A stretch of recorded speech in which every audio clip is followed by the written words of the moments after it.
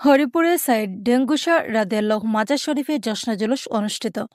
বাংলার খবর প্রতিনিধির ভিডিও চিত্রে বিস্তারিত।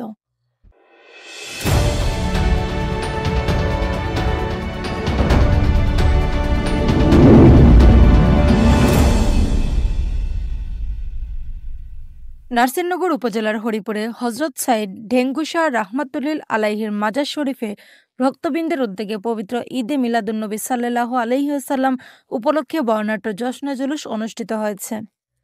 এ মহতী জুলুসের নেতৃত্ব দেন গাউসুল আজম জামে মসজিদের সম্মানিত খতিব হজরত মাওলানা আব্দুল হান্নান সুন্নি কাদেরী।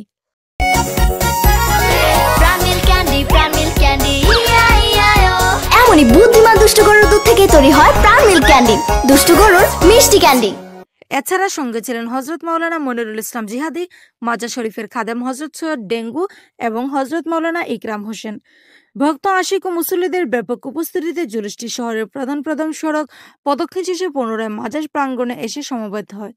সবশেষে দোয়া ও মোনাজাতে দেশ, জাতি এবং সমগ্র মুসলিম উম্মাহর শান্তি ও কল্যাণ কামনা করা হয়।